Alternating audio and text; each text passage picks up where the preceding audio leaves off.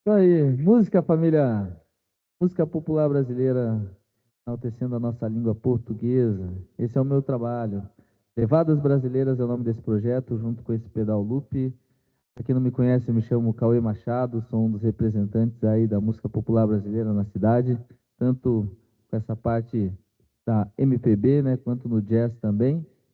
E esse é um pouquinho, né, dessa apresentação, dessa confraternização, primeiramente, né, antes de receber os professores, professoras, doutores e doutoras, né, que vieram com a maior satisfação, né, para apresentar um material maravilhoso para a gente, né, é o que a gente trabalha, né, texto, né, uma letra após a outra, a gente vai fazendo palavras e palavras vão movendo o mundo, né? Então é isso que os arquitetos da música popular brasileira também pretendem enquanto escrevem música, né? Curar também um pouco, né? E trazer alegria, fazer a gente refletir um monte de coisa aí. Então vamos lá de música.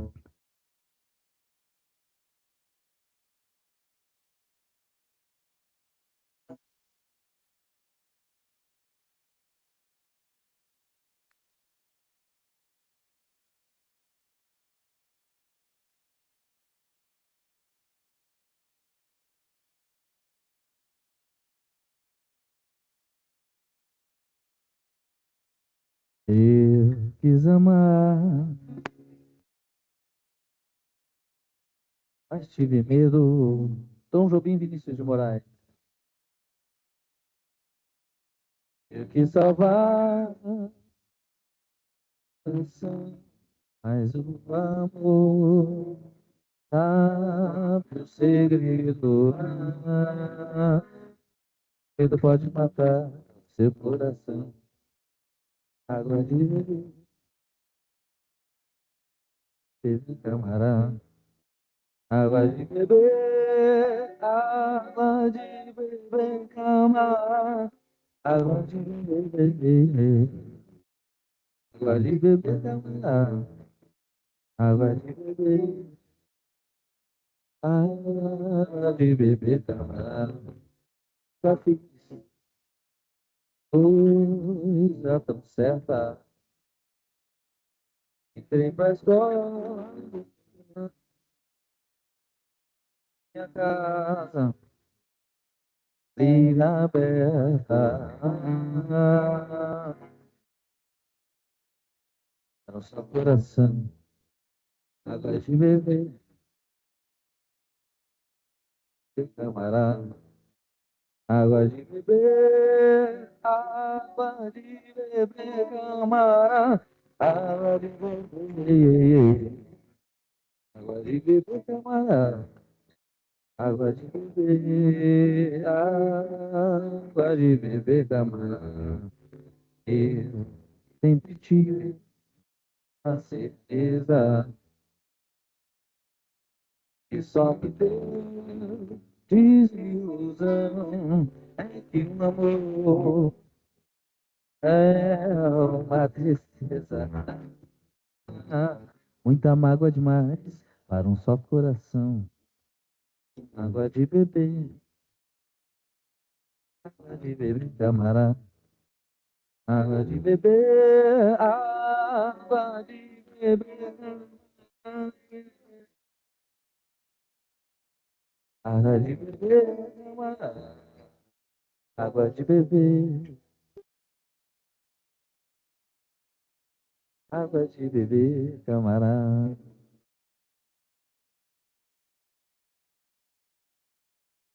Então, as atividades vão se iniciar, eu vou fazer uma última canção e quero agradecer as palmas de todos. Muito obrigado aí, viu, gente? Muito obrigado mesmo. E é isso, vamos lá para derradeira.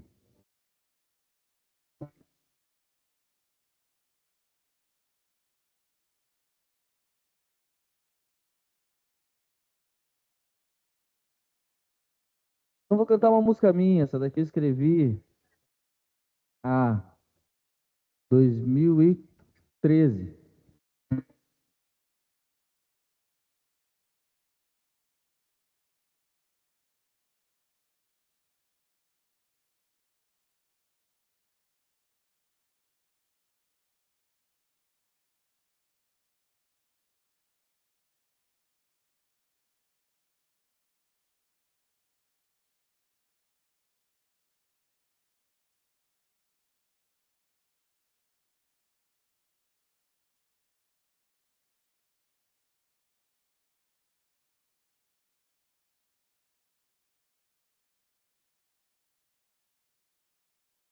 Levando a vida eu vou, agradecendo aos céus, um passo atrás do outro, mas às vezes vamos tropeçar. Levanto, volto pro jogo, procuro o seu rosto em algum canto da memória, pra me inspirar, E quando faz girar, girou, a roda da vida que nunca vai parar de girar. Se o tempo lhe determinou, como se os dias fossem noites para aproveitarmos a sós, como se os dias fossem noites.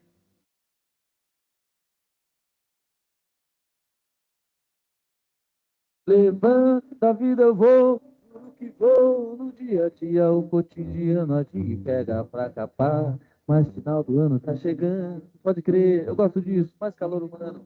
Na periferia, a alegria é igual, é quase meio-dia, euforia é geral.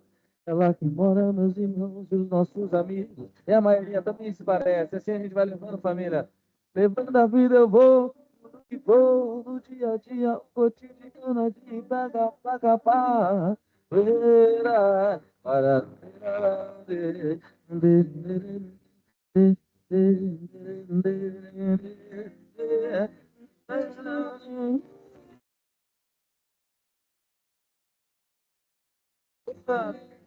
vamos passear no parque, oh!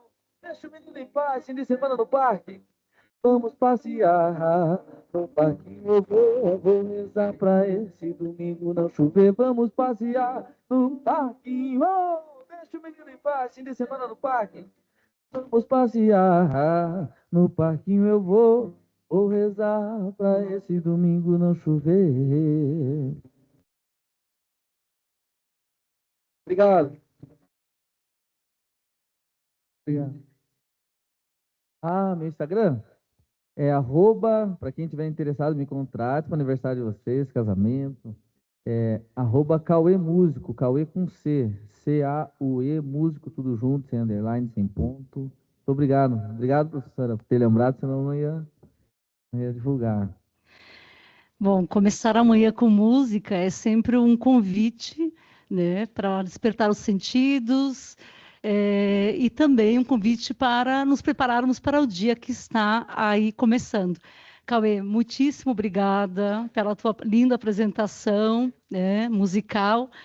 Primeiramente, bom dia a todos, e a todas. Sejam muito bem-vindos ao segundo dia do nosso 7º Fórum Nacional de Revisão de Textos, do 26º Fórum de Letras e do 16º ENLE da Pontifícia Universidade Católica do Paraná. E o tema desse ano é Ética e Estética na Revisão de Textos. É uma satisfação recebê-los e recebê-las, tanto aqui presencialmente, no auditório imersivo do Centro de Realidade Estendida da PUC-PR, quanto acolher aqueles que nos acompanham no formato online de diferentes lugares.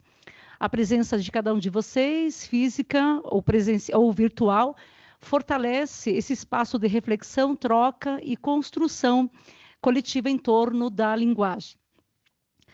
Dando início à programação desta manhã, convidamos a todos vocês para a Mesa Redonda 3, que acontece a partir desse horário, das 9 até as 10h30. O tema da mesa é Tecnologia e Ética, Revisores, IA e Direitos Autorais. Para compor essa mesa, chamamos primeiramente a Tainara Gabardo, da editora Arco Educação.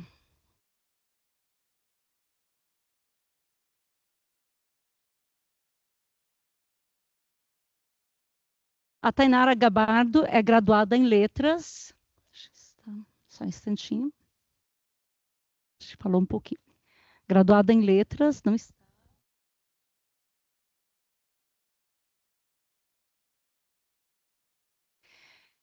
Desculpa, a Tainara Gabardo é graduada em Letras, Português e Inglês, pela PUC-PR, e especialista em ensino de línguas estrangeiras modernas pela TFPR. Com uma trajetória focada em linguagem e educação, tem experiência em sala de aula, gestão editorial e tradução literária. Atualmente, atua como coordenadora editorial na Arco Educação, onde lidera equipes e processos de revisão, Atua também como tradutora e revisora freelancer para a editora de literários Catapulta. Na sequência, chamamos também para compor a mesa o Rodrigo Rosp, da Dublinense.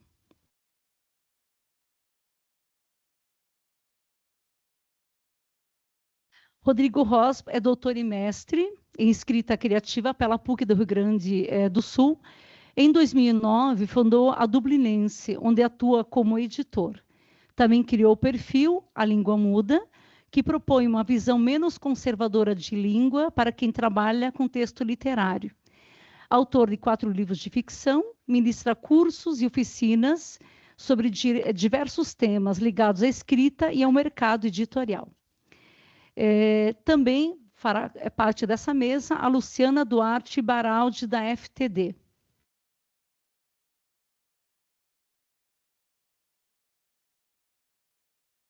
Luciana Baraldi é graduada em Letras, Português e Italiano, mestra e doutora em Letras pela USP, tem pós-graduação Lato Sensu em Ensino de Geografia pela PUC São Paulo e atualmente é aluna da pós-graduação em Revisão de Textos da Faculdade LabPub. É docente de italiano há 12 anos, atuando também na formação inicial e continuada de professores e professoras. É profissional da área de editoração há 18 anos, com experiência em tradução, edição, preparação e revisão de textos. Atualmente é supervisora de preparação e revisão da FTD Educação, onde trabalha há mais de 15 anos.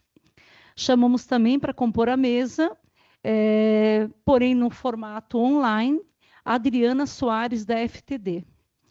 A Adriana Soares de Souza é graduada em Comunicação Social e Jornalismo pela Univas, especialista em Gramática Aplicada pela Unitaú, coordenadora de preparação e revisão na editora FTD Educação, atuando na gestão de equipes internas e externas, no acompanhamento de fluxos editoriais e na garantia de qualidade e prazos na produção de materiais didáticos, sistemas de ensino e conteúdos digitais.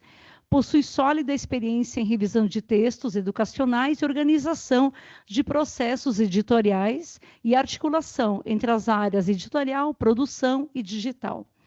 Atualmente, tem se dedicado a iniciativas de inovação na área de revisão, incluindo estudos, projetos piloto e provas de conceito, com inteligência artificial aplicada à automação de processos editoriais, com foco em eficiência operacional, qualidade textual, governança e uso ético da tecnologia no contexto educacional.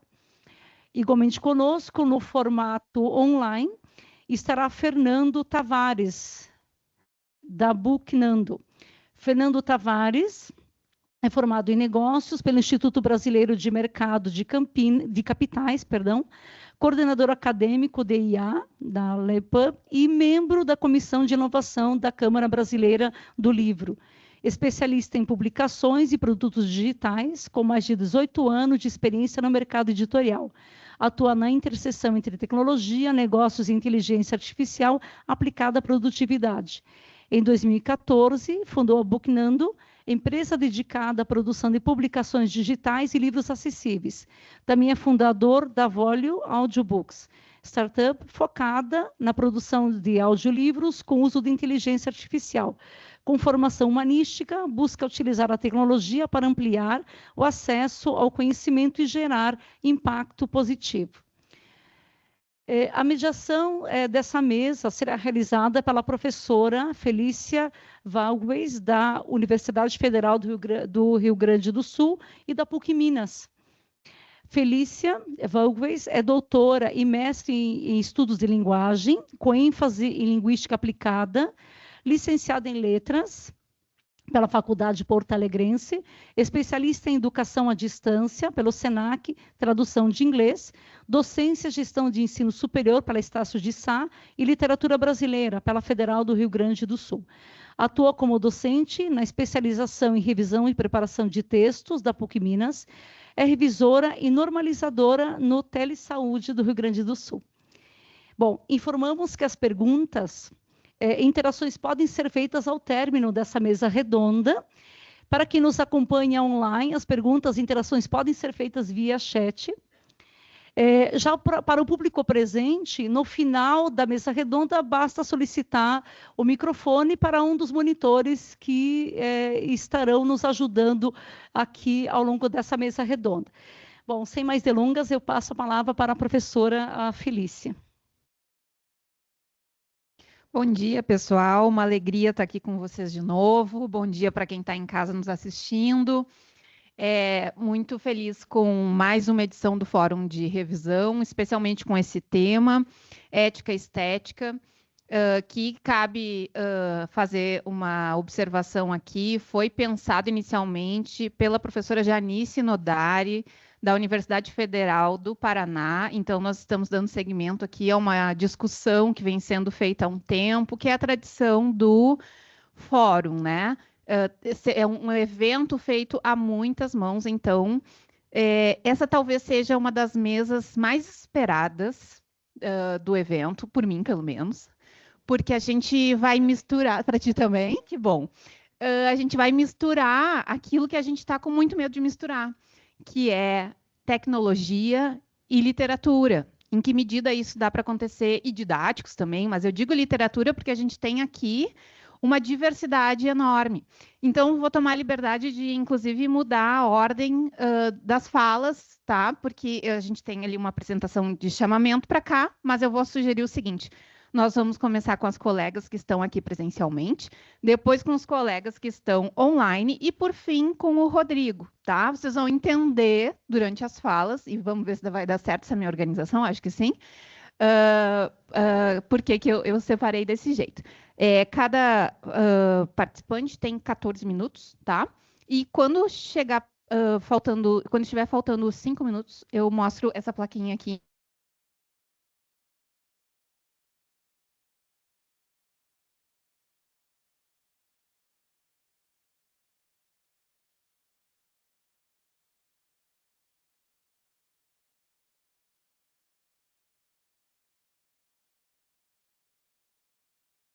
As contratações aqui para nós, várias trocas com os alunos ainda em graduação. Foi mencionado no fórum de ontem a dificuldade, né, que a gente tem desse acesso à universidade no mercado editorial. Então, acho que isso é o que eu prezo muito aqui pelo nosso contato, né? E bora falar hoje um pouquinho aqui de IA na revisão, especificamente de materiais didáticos, né? Estou há quase 10 anos atuando nessa área da revisão de materiais didáticos. E hoje, o que eu pensei ao montar essa apresentação, né? Pensei no que eu gostaria de ouvir e debater enquanto estudante, se eu tivesse nesse momento iniciando minha carreira de revisora, pensando nos próximos passos na revisão, o que é esse cenário, né? Então, vou trazer um panorama aqui e depois aprofundar um pouquinho nessa parte mais relacionada ao nosso fazer ali.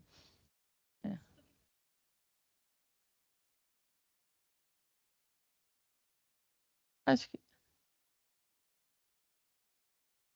prefere que vale? Então, vou...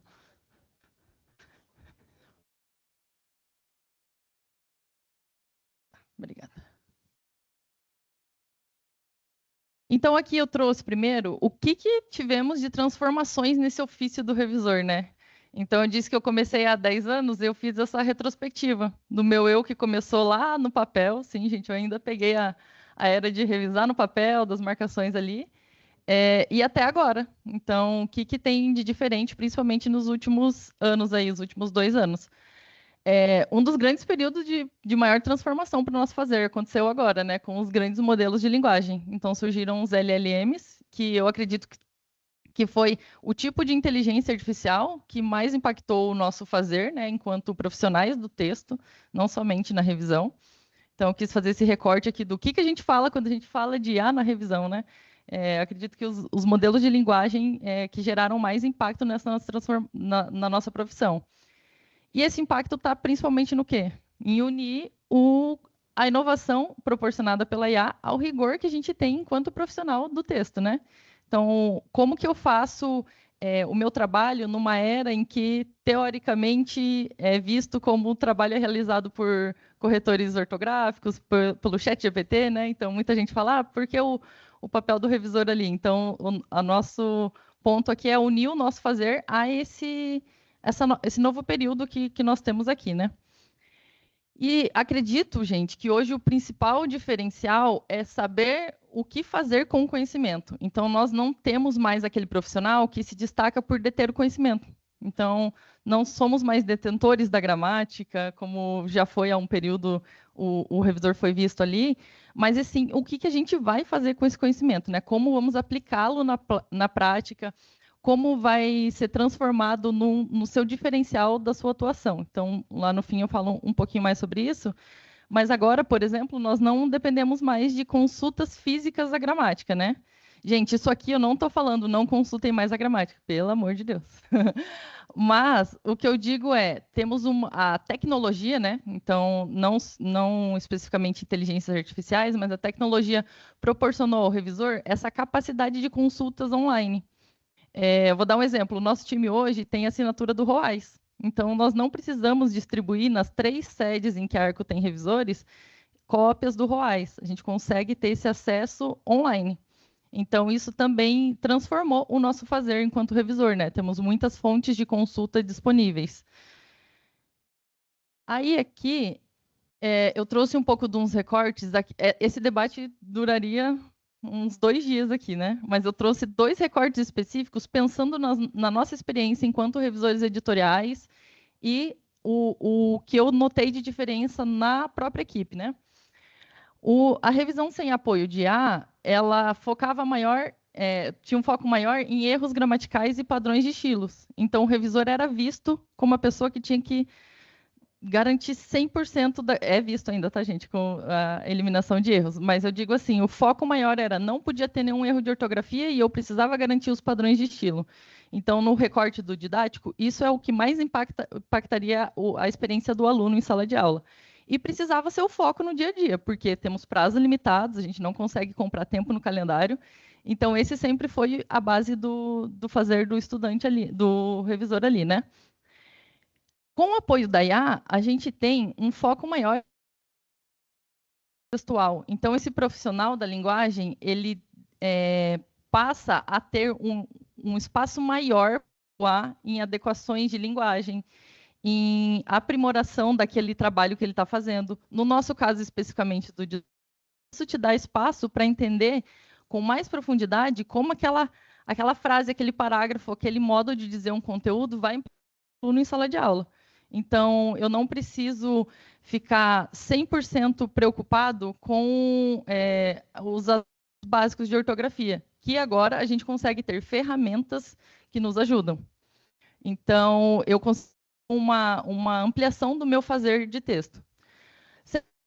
Também a gente tem dificuldade de ganhar escala e aumentar a eficiência.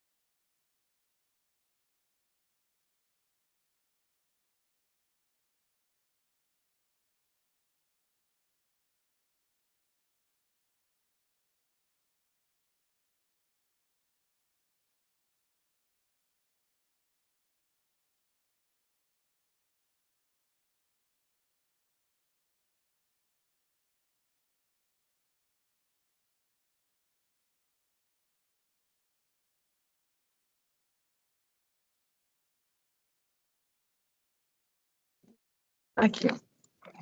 Deixa eu botar. Deixa eu ver o que eu tenho que tirar.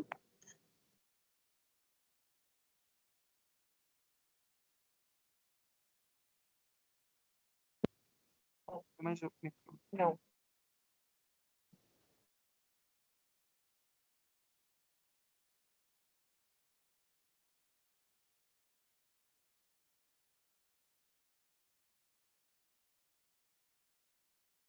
Ah, tá. Beleza.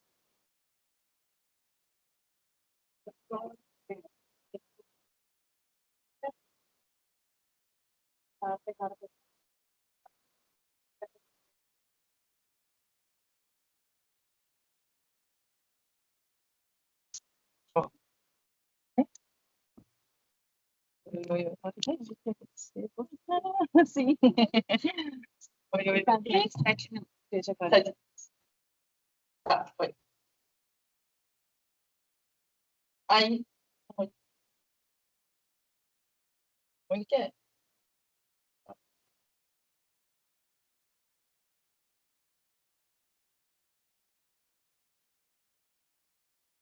Deu uma... Aí, foi. Boa. Gente, aí focar um pouco aqui na nossa experiência enquanto ARC. Então, temos alguns revisores aqui, presentes da nossa equipe. Como está isso hoje no mercado editorial, né? Nós temos uma grande vantagem de trabalhar numa empresa que tem um pensamento inovador. Então, ali, inclusive, a nossa missão é construir um futuro da educação com tecnologia e excelência. Então, o que isso traz de benéfico? Nós fomos provocados lá no momento em que estava todo mundo ainda saindo daquele período de ignorância sobre a IA para desespero. Nós fomos provocados enquanto time de revisão, não somente, mas aqui no nosso recorte, a explorar a inteligência artificial para o nosso fazer. E isso nos ajudou demais a sair daquele cenário de, gente, o que é isso? O que come? Então, em 2024, nós começamos essa exploração de inteligências artificiais externas para entender o que o mercado oferecia e passamos a construir as nossas ferramentas internas. Então, acho que esse é o principal diferencial da atuação do time Arco hoje. Nós temos ferramentas nossas. Então, foi construída a muitas mãos, vou falar um pouquinho aqui embaixo, mas acho que o principal diferencial do recorte da minha fala, dos retornos, dos benefícios, tem relação com isso, do que nós construímos dentro da empresa. E como que foi essa construção, né? Com muito apoio técnico, jurídico, ético, quanto aos limites da IA. Então, acho que lá no começo a gente ficou um pouco com receio assim, meu Deus, vai roubar nosso trabalho, a Arco pretende demitir todos os revisores. E não, né, gente? Nós temos um time gigantesco, com profissionais excelentes, e nunca foi esse o objetivo. E sim, o que eu mencionei lá atrás, faz a questão de qualidade, eficiência, entregar melhor para os nossos clientes, né? Então, o desenvolvimento dos nossos agentes de IA aconteceram e o desenvolvimento aconteceu em conjunto. Em conjunto entre quem, né? Entre o time de revisão, diga-se de passagem, o melhor time de revisão aí do Brasil, e o time de tecnologia da Arco. Então, esses times se uniram e desenvolveram a ferramenta do zero. Entrando a especificação técnica do time que sabia da linguagem, o que queria de retorno, o que queria de retorno para aquela ferramenta de preparação, para te ajudar nesse processo de preparação, nesse processo de revisão. Então, nós temos ferramentas hoje que foram construídas com muito cuidado e para ser ferramenta, para ser auxílio nas etapas. Então, acho que é isso que nos deixou chegar a 2026 com muita calma no coração de que não vai nos substituir.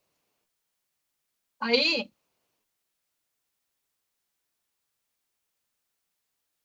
alguém passou aquela hora, pode passar de novo, por favor.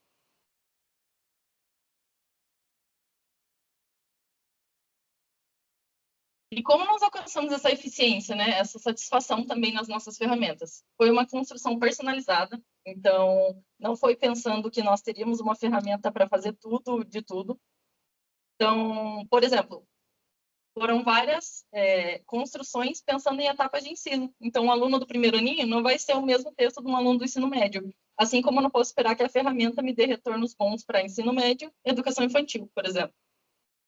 Teve muita testagem e acompanhamento de métricas de assertividade. Então, nosso time testou incessantemente ali com o acompanhamento dessas métricas, com feedbacks reais. Então, eu coloquei ali embaixo E o refinamento dos nossos prompts foi com base na experiência e no feedback das pessoas que trabalhavam com a ferramenta. Em nenhum momento foi negligenciado isso e pensado, vocês vão ter que aplicar a todo custo, visto que a gente já desenvolveu uma ferramenta. Não, se não fizer sentido para a rotina do revisor, se não fizer sentido para a qualidade do material, não vai ser algo que vai para frente. E hoje nós temos uma ferramenta que nos ajuda muito, inclusive na etapa de preparação ali, porque eu lembro antes na minha... Fico me falando na minha época, que parece que faz tanto tempo. Eu passava 40 minutos num parágrafo para chegar numa versão que eu queria trabalhar em cima. Então, hoje nós temos essa ferramenta que ela te ajuda a chegar muito mais rápido na versão em que você quer trabalhar em cima enquanto profissional do texto e melhorá-lo. E, por fim, ali um ciclo de melhoria contínua orientada por dados qualitativos e quantitativos. Então, sempre pensando nisso, nesse acompanhamento que é constante. Então, a gente começou a desenvolver as ferramentas próprias no comecinho de 2025 e até hoje ela tem esse espaço para melhorias. Aí, gente, aqui... Opa, passou demais. Aqui eu quero falar principalmente da parte que eu disse sobre direcionais de atuação para quem pretende seguir no editorial, na revisão como um todo, né? O que aqui são reflexões minhas, tá? Então, tem esse disclaimer aqui, mas o futuro está mais imprevisível que nunca. Então, a gente não sabe para onde vai a tecnologia, para onde vão as IAs. A gente entrou num cenário de mudanças muito rápidas e constantes, mas nós precisamos estar preparados e não desesperados. Então, tem uma pesquisadora em inovação que se chama Marta Gabriel, que ela fala que existem 3 tipos atualmente: os ignorantes, os desesperados e os preparados. Então, o que eu aconselho é que vocês sejam revisores preparados. Eu sei que dá medo de pensar. O que a gente está discutindo aqui, inclusive, é qual é o limite da minha atuação, qual é o meu fazer enquanto revisão, o que a IA vai me ajudar. Mas, para além de ouvir pessoas falando sobre isso, o que vocês vão aprender é na prática. Vocês precisam explorar, vocês precisam, inclusive, saber qual é o diferencial de vocês enquanto profissional da linguagem. E eu trouxe aqui que o principal diferencial, na minha visão, está cada vez mais no domínio linguístico e extralinguístico. E o que seria esse extralinguístico? Um exemplo aqui é a adequação ao público-alvo, que é uma coisa que a gente super faz no material didático, é esperado do profissional do texto, e que muitas vezes não é visto como um desenvolvimento desse profissional, sabe? Quando a gente tira do ramo do didático, se perde um pouco essa intencionalidade textual. Então, para além de dominar a gramática, o nosso foco agora é dominar a linguística. Então, você saber adequar ao público-alvo, ao contexto da sua produção, ao que o autor quer, inclusive, comunicar ali, né? Ontem teve uma fala de uma colega que ela disse que o revisor mudou para aplicar todas as normas. Então, acho que é isso que nos difere, né? Ter essa sensibilidade e saber a aplicação do nosso trabalho. E a IA não deve tomar decisões, e sim auxiliar na identificação de erros e sugestões linguísticas. Então, gente, o máximo que a IA pode fazer no trabalho de vocês, quando a gente pensar em limites da nossa atuação éticos ali, é ser um grande colega de discussão, um grande colega de sugestão. Ela nunca pode tomar a decisão por vocês. Você não pode jogar um texto lá, pegar e falar, não, tá ótimo, passa para frente, sabe? Você precisa criticar, você precisa ter a intencionalidade do seu trabalho ali, pensando nesses recursos que eu já falei, que estão cada vez mais escassos no mundo em que a gente está muito acostumado com superficialidade de leitura, enfim, de diferentes aspectos aqui. O desenvolvimento desse profissional do texto precisa estar focado nisso. Eu vou ser uma pessoa aqui do texto, vou me aprofundar em diferentes leituras, em diferentes meios. A gente só sabe o que é um texto bom a partir do momento que você tem contato com textos bons. Você sabe o que é texto ruim lendo textos e não achando tão bons assim. Então, essa aquisição do conhecimento é o nosso diferencial também enquanto humano versus máquina aqui versus IA, né? E decisões éticas e estéticas sobre o texto necessitam de consciência humana. E, na minha perspectiva, sempre vão necessitar, né? Então, você entender esses limites, entender o que você vai mudar num texto, o que você vai usar que é proveniente da IA e faz sentido para aquele conteúdo, para aquele construção que você está fazendo do texto, e o que não faz sentido, o que você vai retirar. A IA, ela fornece, sim, são modelos de linguagem, nada mais adequado ao contexto do que ela terá coisas relacionadas à linguagem. Mas ela vai seguir um padrão, ela vai seguir um parâmetro. Então, ela precisa ser seu apoio, seu colega ali, e não a pessoa que vai tomar a decisão por você. E na cadeira da revisão é isso, pessoal. Além de o feijão com arroz de vocês ser a gramática, então não pense assim, a partir de hoje eu preciso, então, abandonar a gramática e aprender só outras coisas ali. Não, esse é a base de vocês, porque, inclusive, nós precisamos saber criticar o que a IA retorne para vocês nesses aspectos também. Eu vou dar um exemplo. Uma vez eu fui testar, fazer um teste, assim, eu estava pensando num substantivo, era substantivo composto, né? E eu pensando, nossa, eu acho que esse substantivo tinha que ter hífen. E não tinha registrado em nenhum lugar, não tinha em nenhum dicionário, em nenhum lugar. Pela regra de substantivo, falei, deve ter hífen, né? E fui fazer a pergunta para o ChatGPT. Eu falei, vamos ver o que ele vai falar. Aí eu perguntei, você acha que tem hífen? Ele falou, não sei o que, deu a explicação dele lá. Aí eu falei, tá, mas e pela regra tal? Não deveria ter? Dele, você tá certo, não sei o que, não sei o que. Então, eu acho que é isso, é a gente ter o conhecimento para saber criticar também o que a AI te retorna. Porque algumas vezes ela vai te ajudar, ela vai servir de ferramenta ali, assim como em algum momento o PDF já serviu de ferramenta para a gente sair do papel, né? Então, cabe a nós julgarmos assim. Por fim, gente, eu deixei aqui, falando de AI, não sei passar aí. Aí. E aqui eu deixei uma reflexão, né? Que atualmente a inteligência artificial tem papel complementar em diversos fazeres, mas é a curadoria humana que faz diferença no resultado entregue. Perceba que foi eu que fiz essa frase, porque é alguém de letras que fica escrevendo muito, né? Então, quis trazer como reflexão para vocês que ela está aí no mundo, em muitos fazeres, mas é a nossa curadoria, a nossa atuação sobre que vai mudar o resultado que a gente entrega. É isso, obrigada.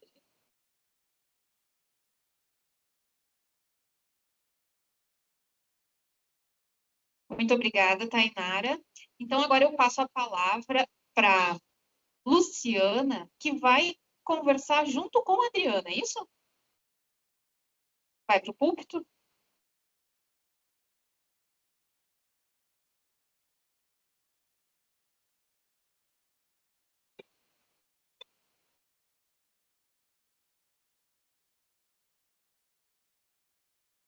Bom, primeiramente, bom dia a todo mundo que está presente aqui no auditório, também quem está nos acompanhando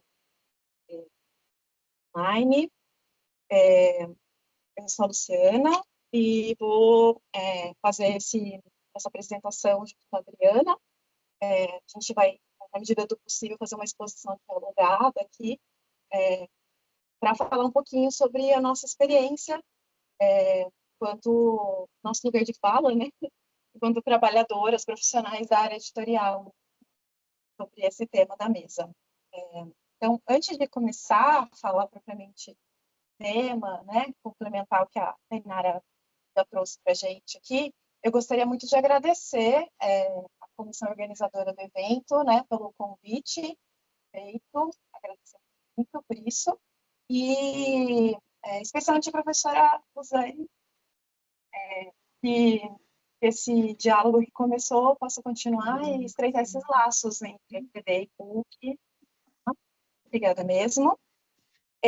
Bom, deixa eu ver se eu consigo passar os slides aqui.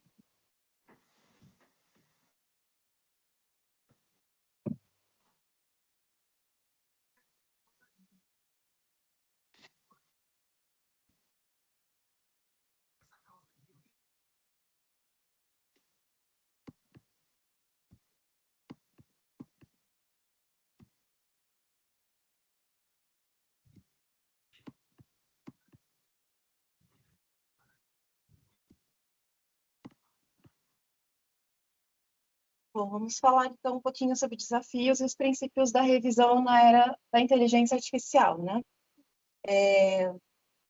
Aqui eu trouxe um percurso da nossa apresentação, os temas que gostaríamos de tocar, ou pelo menos tangenciar, porque o tempo é escasso, né? E gostaria de começar falando um pouquinho sobre o que já falamos ontem, né? Recordo aqui da fala da Poliana, sobre a diferença entre pensamento humano e inteligência artificial, né? Entre aspas. Ontem a Poliana falou que não gosta de chamar de IA porque isso personifica, né?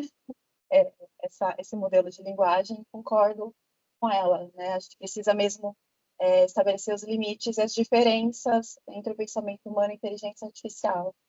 E aí eu trouxe um trechinho aqui de um livro chamado Não Coisas, do Byung-Chul Han, filósofo. Esse livro foi uma sugestão do professor José Fernando Tavares, que foi meu professor, né, no curso de revisão de textos lá da LabPub. E eu acho que o mais importante aqui nesse trechinho que ele diz que informações por si só não esclarecem o mundo, pode até mesmo obscurecê-lo, além de um certo ponto, as informações não são informativas, mas deformativas. Isso nos chama atenção para o mundo em que vivemos hoje, em que temos um excesso de informações circulando, e sem pensamento crítico, né, a gente não necessariamente pode fazer resultar essas informações em conhecimento. Então, isso vale também para a nossa relação com a inteligência artificial. Nesse livro, tem uma passagem muito interessante, tem um capítulo sobre inteligência artificial, mas tem uma passagem muito interessante em que o Byung-Chul Han fala sobre o mundo dos objetos físicos, o mundo das coisas, né? Que está ali mediado pela mão e pelo toque, né? Por esse contato físico com as coisas, e a nossa interação com essas coisas, e a passagem, a diferença, essa transição para o mundo das não coisas, das informações digitais. Então, estamos passando de um mundo material para essa infosfera, né? Então, essa desmaterialização que transforma esse toque da mão humana integralmente num objeto, né, na superfície, para um contato com o mundo através dos dedos, né, da ponta dos dedos. Então, essa é uma mudança interessante para a gente pensar nesse contexto de IA, de revisão de texto, no mundo em que a gente está vivendo hoje, né? Então, o uso da IA vai precisar ser sempre orientado, né? Então, pensando um pouco nas particularidades aí do uso da IA generativa e dos materiais didáticos, é lembrar que ela não pensa. Quem pensa somos nós. Então, ela usa esses padrões estatísticos, esses modelos de linguagem para prever o texto. Ela não compreende intencionalidade, né? Não compreende, por exemplo, o contexto pedagógico. Então, a gente tem que usar essa ferramenta levando em consideração essa questão, né? Uma delas. Essa personificação que a gente costuma fazer, chamar lá o ChatGPT de Gepeto, né? Chamar, sei lá, o Cláudio de Claudinho, enfim, tratar como uma pessoa é também um risco, né? Eu acho que a gente tem que lembrar que ela é uma ferramenta. A Tainara falou isso para a gente no momento da apresentação dela. E nos materiais didáticos, né, que é o contexto em que a Adriana e eu atuamos, a gente precisa, exige precisão, exige uma adequação pedagógica. Então, os erros, eles afetam, assim, em larga escala, né? A aprendizagem resulta realmente em algo muito, muito grande, assim, muito perigoso. É um uso não responsável da IA. Então, alguns problemas éticos no uso da IA em didáticos e em sistemas de ensino, que é de onde nós falamos, né?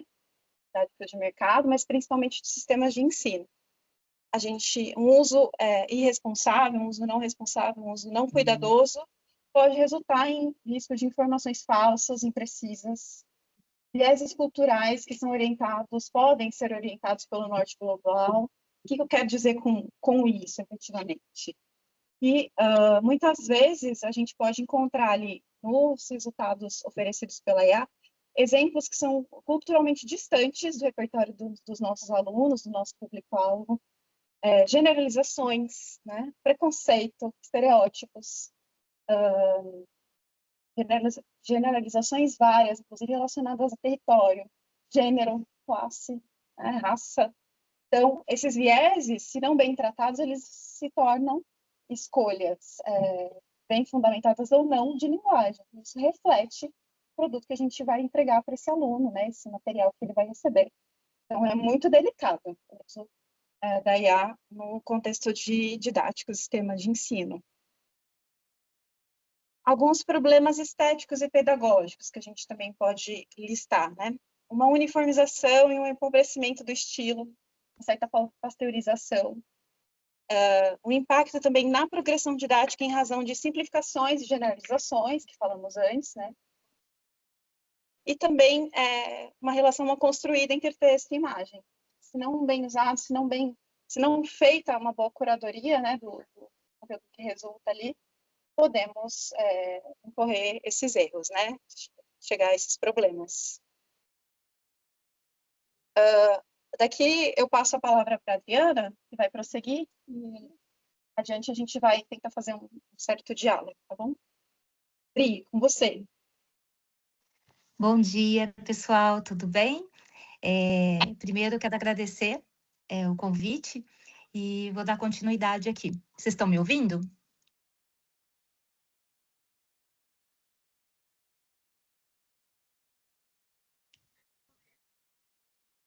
Oi? Ah, então tá bom. Uhum. Travou a minha imagem aqui, eu vou abrir o slide, que eu não estou enxergando o slide, tá, Rúbia? Pela tela. Só um minutinho. Opa.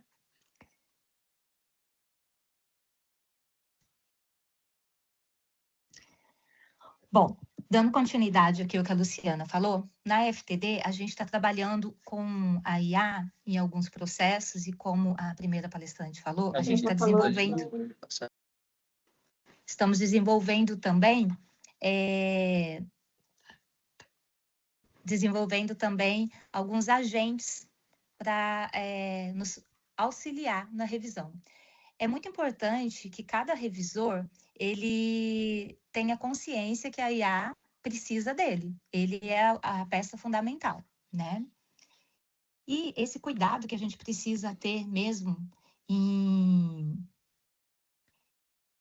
o texto, tá sem som, gente?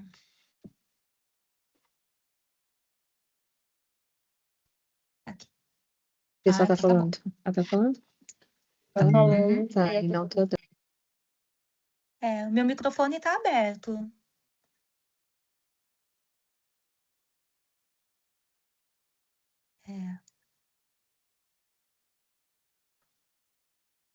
Vou tentar falar de novo e qualquer coisa eu passo a voz para você, tá, Luciana? Para a gente não atrapalhar a transmissão. Pode ser?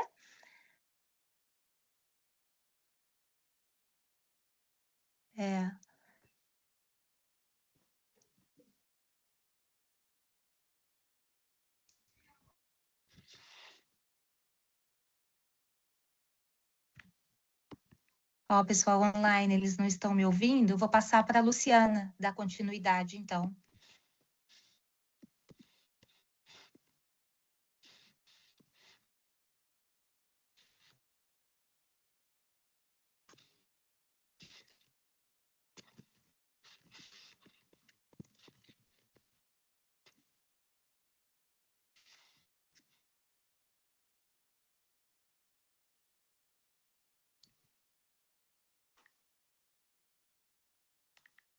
Pode colocar alguma coisa.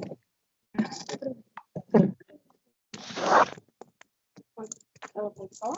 Coloquei no speaker aqui no device. Coloca no microfone e ela fala. Fica no mão do... Ela tenta de lá?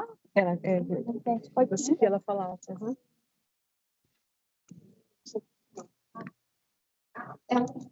Continuar.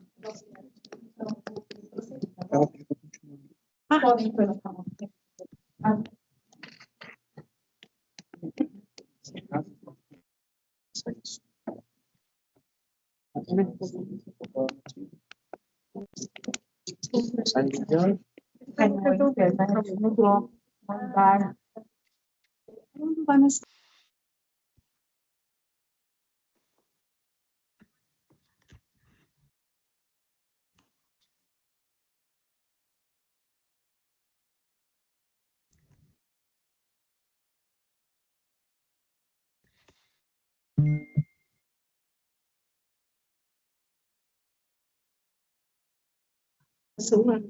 Vamos falar um pouquinho sobre IA e DA, né, direitos autorais no contexto editorial. A gente enfrenta alguns riscos usando IA, entre eles, justamente, violar os direitos autorais, né, usar também ferramentas que não sejam homologadas pela editora, isso é um problema.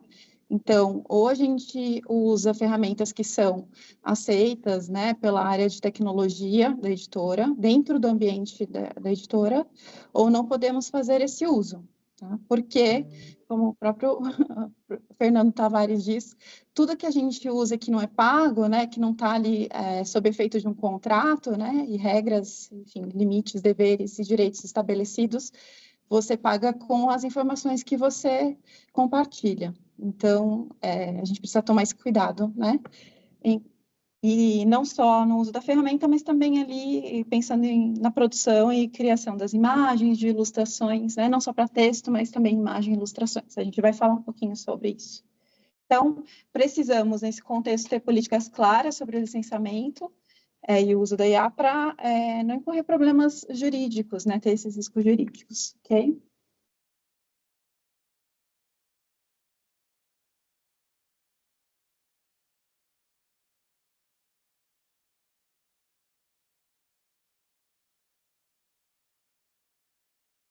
Pode. Obrigada. Então, o uso responsável de IA no contexto editorial de produção de didáticos e de sistemas de ensino passa por uma definição de uma política editorial para esse uso, né, com regras claras ali estabelecidas, pela elaboração de checklists que levam em consideração questões éticas e estéticas, então quais as limitações da ferramenta e quais parâmetros vamos utilizar, né, para fazer um bom uso dela. Também passa pela busca da qualidade do material produzido e revisado, né? Como a Tainara mesmo disse, não é porque a gente está usando a ferramenta que a gente vai transmitir, né, a responsabilidade para essa ferramenta. Ela é só uma ferramenta, a responsabilidade é sempre nossa. Então, vamos atuando sempre ali como especialistas, curadores, né? Então, a IA é só um assistente, né? Ela oferece essa assistência para a realização do nosso trabalho. Então, a gente passa, né, por um dilema importante, que acho que é essencial falar, que é a rastreabilidade do uso de ferramentas por quem atua na produção, mas está fora do ambiente controlado da editora. E, ao falar isso, eu estou falando de terceirização, de birôs, né, que é algo muito comum. Sem os birôs, seria impossível dar conta da nossa produção. Mas é difícil rastrear, saber se estão usando ou não, né, para a realização do trabalho. Então, acho que isso é algo que precisa ser ainda mais bem discutido, carece aí de mais respaldo, né?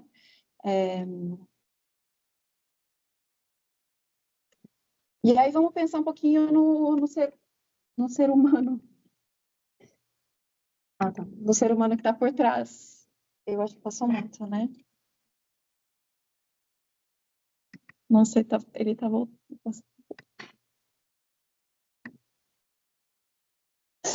Vocês podem me ajudar?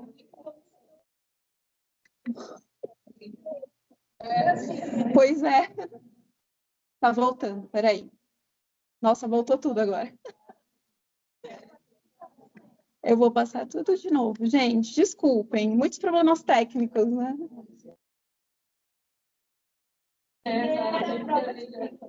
Tem que ser.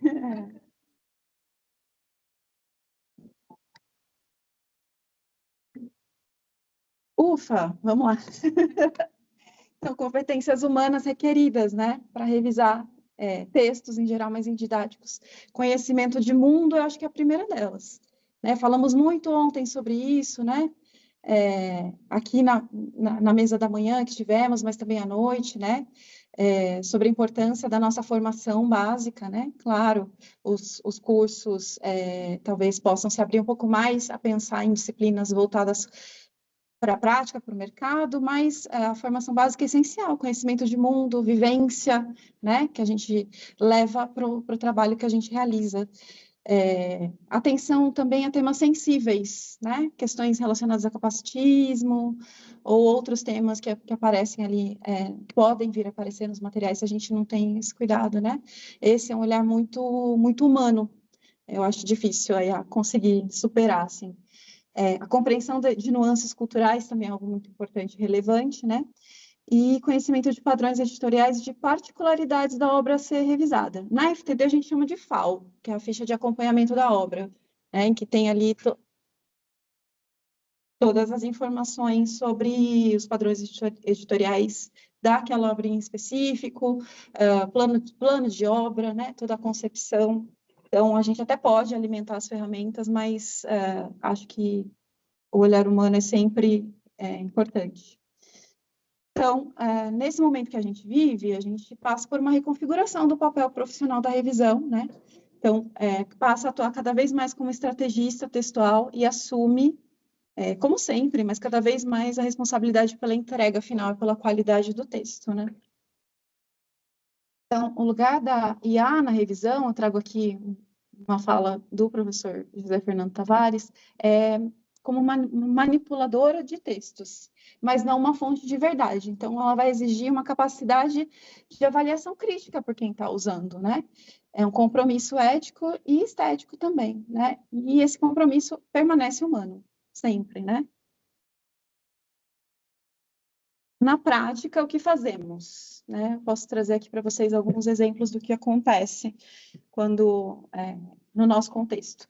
Nós elaboramos prompts que tentam ali se adequar às necessidades, né? Pensando ali na persona, no público-alvo, no contexto, numa instrução correta que a gente vai dar. Então, é preciso ter esse cuidado. Realizamos algumas POCs, né? Provas de conceito ou projetos piloto em pequena escala, sempre voltados ao estudo de uma viabilidade do uso para execução de tarefas pontuais. Não podemos transferir essa demanda integralmente, né? Entendemos que a IA, ela atua bem em tarefas pontuais. E também realizamos mensuração quantitativa e qualitativa dos resultados obtidos, porque ao realizar as POCs, ao realizar os projetos piloto, precisamos sempre entender em que medida nos atende, né?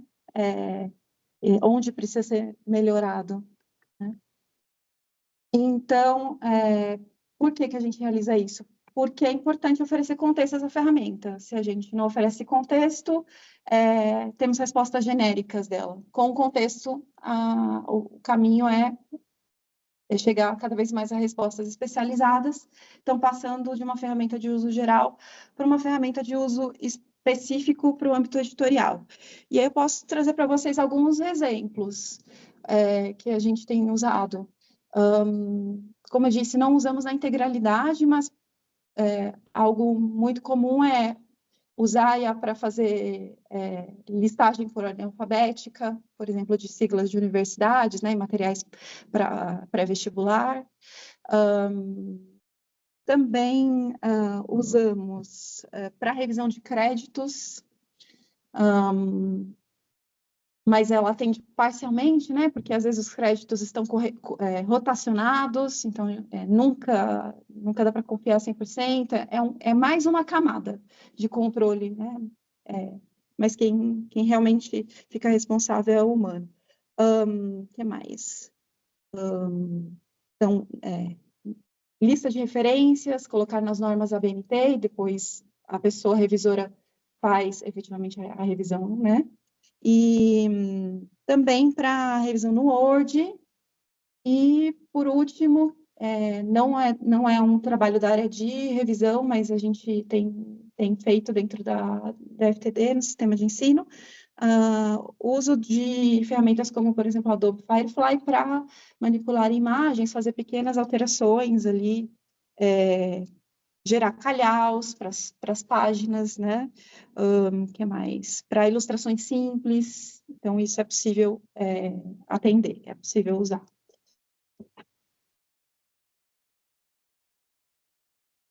Então, na área de revisão de didáticos e sistemas de ensino da FTD Educação, a inteligência artificial é tratada como parte estrutural do trabalho de revisão, a exemplo da transição do papel para o digital, né?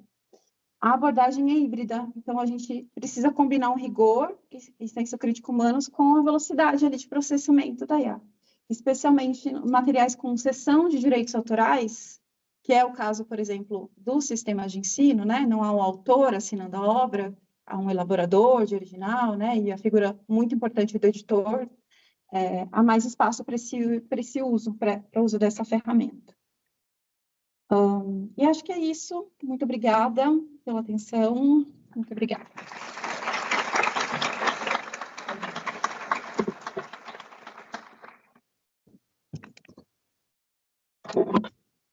Então,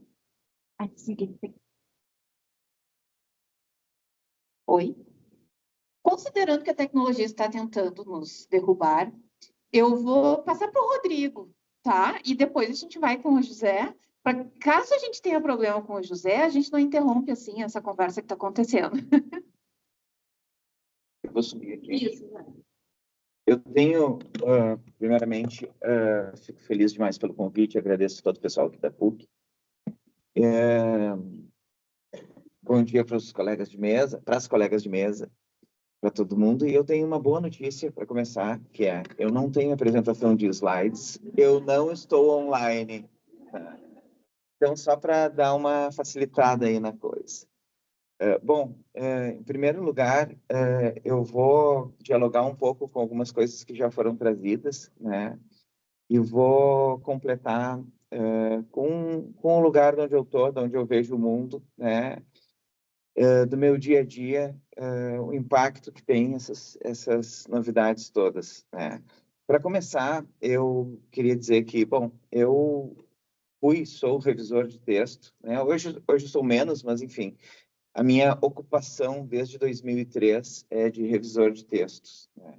E eu virei revisor de uma forma bem peculiar, porque eu trabalhava no departamento comercial de uma empresa, eu era recém-formado em publicidade e propaganda, e ia sair um jornal, enfim, um jornalzinho assim, e eu virei para o jornalista que tinha feito o jornal e vi na capa do jornal e disse assim, Charles, tu sabe que esplendor não é com X, né? E aí, a partir daí, estava na capa, na manchete, enfim, né? E aí o Charles disse, tu quer ler o jornal inteiro? Eu disse, eu leio, né? E assim, as pessoas me pedindo para eu ler, né, seus textos, que eu virei revisor de verdade, né?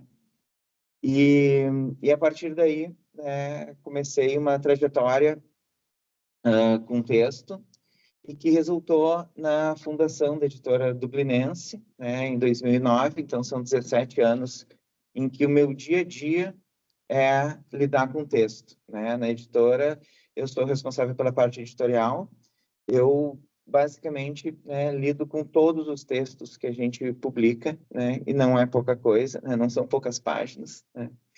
Então, eu tenho esse olhar, né, que começou em 2003, numa forma acidental, e que em 2009, né, virou algo do meu dia a dia, né? E por que eu estou trazendo isso, assim, né? Essa perspectiva, assim, de um tempo, né, decorrido. Eu nasci há 10 mil anos atrás, então eu vi muita coisa, né? Eu peguei uma transformação anterior, essa transformação da IA agora, que foi já uma transformação do papel para o digital, que aconteceu mais ou menos na virada, né, do milênio ali dos anos 90 para os anos 2000, né? Eu fiz faculdade, né, acreditem vocês, eu fiz faculdade na Universidade Federal do Rio Grande do Sul sem computadores, não tinha computadores, né? Era uma novidade, computador. Internet, muito menos, né? Então, essa virada, ela já trouxe uma série de desconfianças, né? Em 2003, eu já usava o dicionário Wise Online, né, que a colega citou, né? E isso já era uma coisa estranha, assim, mas como assim o dicionário vai ser online, né? Pô, muito mais rápido, tu digita, não precisa ficar procurando, virando página, né? Então, assim, alguns dos dilemas que estão presentes hoje, eles já estavam, né, em uma outra virada do digital que também assustava, né? A gente não vai ter a materialidade da coisa, né? A coisa vai estar online, vai estar onde? Então, assim, Dito isso, a coisa da IA trabalhando com texto, né, também já é uma coisa que há muito tempo, de alguma forma, acontece. Por quê? Porque a gente tem o revisor do Word, o corretor do Word, que não é novidade. Né? Isso, desde 2009, né, certamente, né, já tinha pelo menos. Né?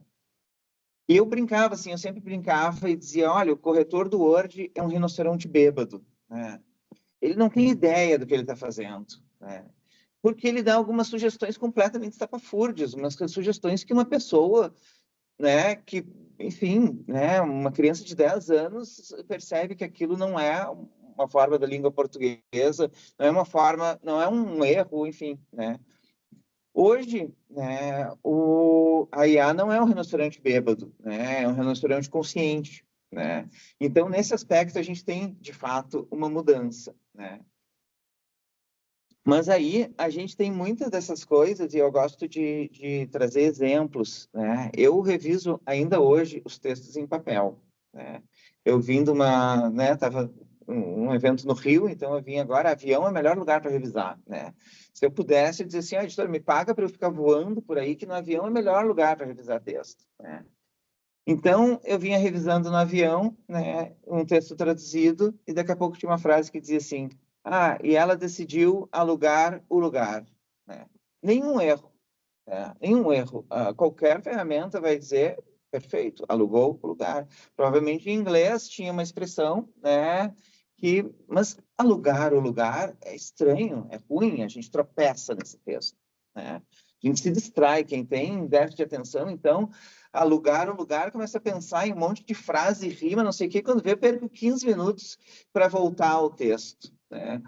Então, uma das coisas que eu acho que são importantes, e aí, claro, de novo, reforçando o lugar onde eu estou, que é o lugar do texto literário. Né? E aí, né, diferente das colegas, eu trabalho 100% do tempo com texto literário, que é, né, obviamente, um texto com outra intenção, um texto com uma intenção de uma criação artística, um texto com regras próprias, ou muitas vezes falta de regras próprias, o que é a melhor parte. Né? Então, nesse aspecto, eu vejo coisas que são num nível que eu não acredito que a inteligência artificial possa chegar. Né? Por exemplo, eu estava revisando um texto, né, um livro, e lá pela página 8, ele usou a palavra melífluo. E na página 183, ele usou de novo a palavra melífluo. Tá? Nenhum erro. Tá? Nenhum erro. A pessoa pode usar a palavra melífluo quantas vezes ele quiser. Aí eu cheguei para o autor e disse assim, olha só, melífluo é uma palavra que tu usa com moderação. 2 vezes no mesmo livro é demais. E o Assis Brasil dizia, tem palavras que a gente pode usar uma vez no parágrafo, outras uma vez no livro e outras uma vez na vida. Né? Então, seguindo, né, o mestre Assis Brasil, eu achei que melífluo era uma palavra que uma vez no livro estava bom. Né? E aí eu dei esse toque para ele, ele trocou. Né? Então, esse tipo, né, e aí eu acho que isso que eu estou trazendo com exemplos, né, é um pouco, né, do que as colegas falaram sobre a ferramenta ser um apoio, né, e principalmente a questão de que quem está trabalhando esse texto, quem está revisando, editando, possa se preocupar com questões estilísticas, questões de adequação, outras questões que não são, digamos assim, o pormenor do texto. Né? E aí eu acho que a gente tem um momento muito interessante, né? Porque, assim, a gente revisa, né, por exemplo, né, um livro de 300 páginas, um livro literário de 300 páginas. É uma trabalheira para revisar, leva tempo. Né? E, assim, a pessoa leu uma vez. Né? Aí passa, às vezes, por 2, 3 revisões, cada um leu uma vez. Né?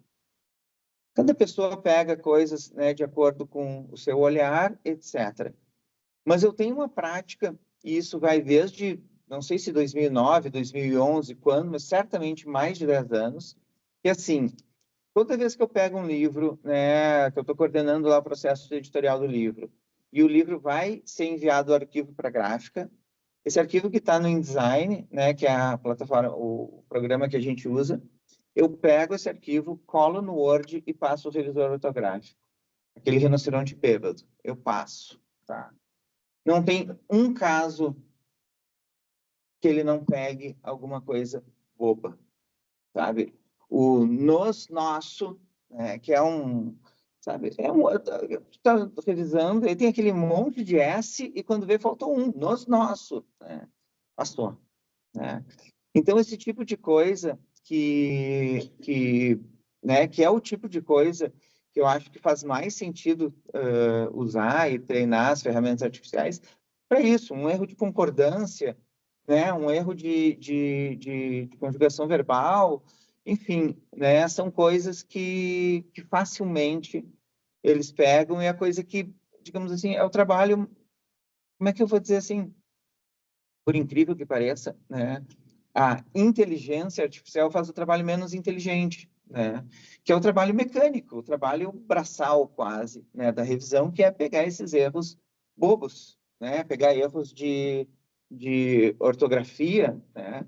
Teve um livro que eu peguei que, por algum motivo, a pessoa escreveu muçulmano, ela escreveu muçulmano.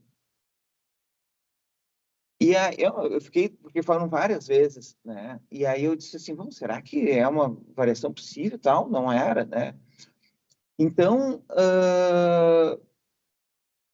esse tipo, né, de erro, um erro de ortografia, bobo, né? Simples, né? Então, esse tipo de coisa, eu acho que tem um ganho muito grande, e como eu disse, não é de hoje, né? Passar essa revisão no Word, ela já era algo que se fazia, que eu fazia pelo menos, e que todo mundo faz, né? Muita gente faz, há muito tempo. Só que aí entra uma outra questão, que é o seguinte, né? De novo, eu trabalho com texto literário, né? E aí, volta e meia, acontece da gente receber, eu digo a gente, né, editora dublinense, nos seus livros publicados, receber um e-mail, algum tipo de contato no Instagram, dizendo, tinha um erro no texto, né? Ou então, o livro está cheio de erros, né? Bom, primeira coisa, me aponta os erros, né? Porque tem uma coisa que eu digo sempre para os revisores com quem eu trabalho, né, os revisores que eu contrato para fazer os trabalhos, eu brinco e digo assim, olha, se tem algum erro mais de 3 vezes, provavelmente não é erro, né? Às vezes é, né? Como no caso do muçulmano. E aí, o que acontece? Esses tempos eu recebi um e-mail que dizia assim, olha, o texto tem um erro grave. Tem escrito, eu encontrei ela. Eu respondi o e-mail e disse assim, o erro seria se fosse eu a encontrei. Eu encontrei ela, está certo. Por quê? Porque é um texto literário, uma fala de um personagem. Se um personagem no século XXI dissesse eu a encontrei, ele teria que estar usando chapéu, suspensórios e andando, né, numa carroça, alguma coisa assim. Isso não acontece. Isso não é real, isso não é verossímil para o texto. Então, a gente entra num outro aspecto, que eu acho que é um aspecto muito importante e que é um aspecto que vai, talvez, até agir antes, né, de boa parte da discussão que a gente tem aqui e que eu acho que é a reflexão que eu quero trazer e que eu vejo pouco sendo trazida, que é que língua é essa que a IA está usando, né? Porque quando eu vejo, né, quando eu já via, e por isso que eu digo algumas dessas discussões não são novas, quando eu via as correções do Word, eu ficava pensando, bom, quem é que programou o Word para fazer isso? Né? Tem coisas que ele corrige que não são erros. Né? Efetivamente não são erros. Esses tempos aconteceu comigo, um autor, eu dei uma sugestão no texto que ele usasse junto com, e ele não, junto com está errado. O Word sublinha, junto com. Olha só, algum engraçadinho botou na internet e as pessoas acreditaram que junto com está errado. Pesquisa onde tu quiser, não tem lugar que vai dizer, né, a gramática que vai dizer que junto com está errado. Mas ele sublinha, o Word sublinha junto com. E o que está acontecendo? Isso é uma coisa que eu ouso dizer que é uma tendência que está acontecendo no texto literário, ele está ficando cada vez mais conservador em termos de gramática. Por quê? Porque todo mundo escreve no Word. Né? Numa época em que as pessoas escreviam no papel, o papel não dizia para elas que junto com estava errado. Não dizia que, por exemplo, sentar-se, levantar-se, casar-se, poderiam ser usados sem o pronome. Né? Fulano casou com Beltrano. Né? Ou fulano casou com fulano, inclusive, né? Com Beltrano.